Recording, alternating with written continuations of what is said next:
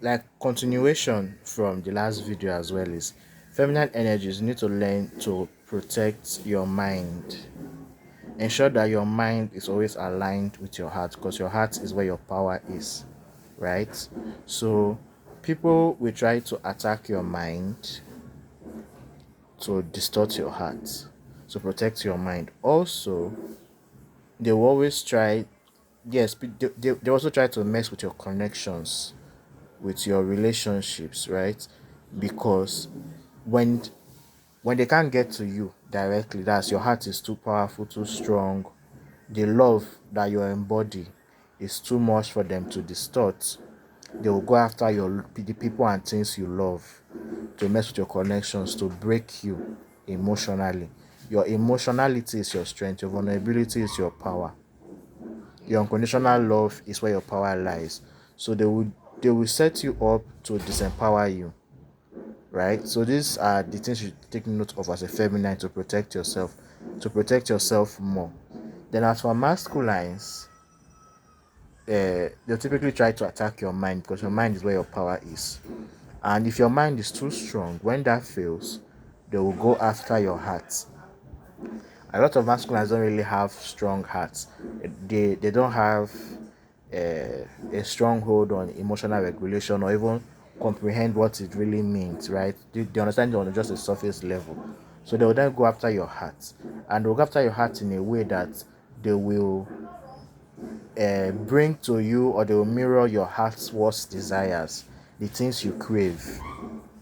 That's what these succubus energies do to the masculine. And when they do so, slowly they will tear down, they'll break down your mind, your sense of self, because your sense of self is tied to your mind.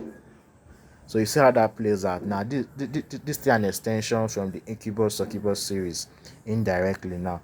So you need to learn to protect your heart. The feminine protects your mind, masculine protects your heart, right? But at the same time, pay attention to this thing, because like I said, when someone is giving you what you want as a masculine consistently, you should be suspicious.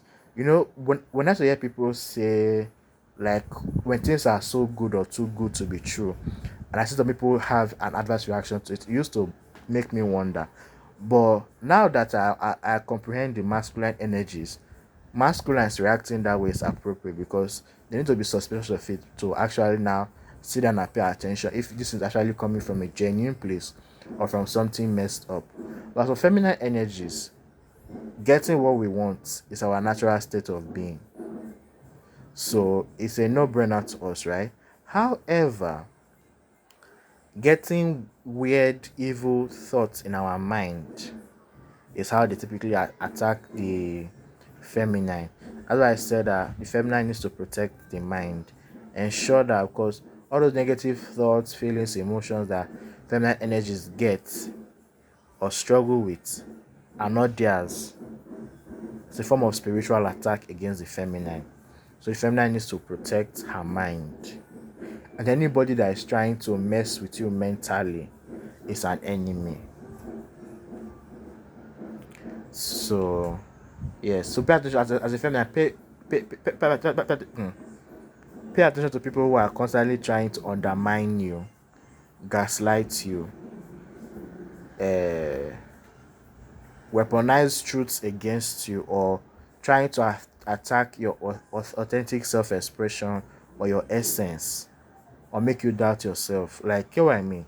Because this thing now, like, it causes a negative loop in the mind, and before long, it starts to affect your emotional state of being. And when it affects your emotional state of being, you become emotionally dysregulated. You become disempowered. You are now thrown into survival mode. You are now stuck in a loop of trauma. That's how the feminine remains disempowered. Trauma, trauma. Like I've said in the previous videos, trauma. And the masculine, like feeding your egos in the most negative ways, by giving you things you want and not things you need to grow, to realize your potential, to become the best version of yourself, right? Pay attention to these things on both ends.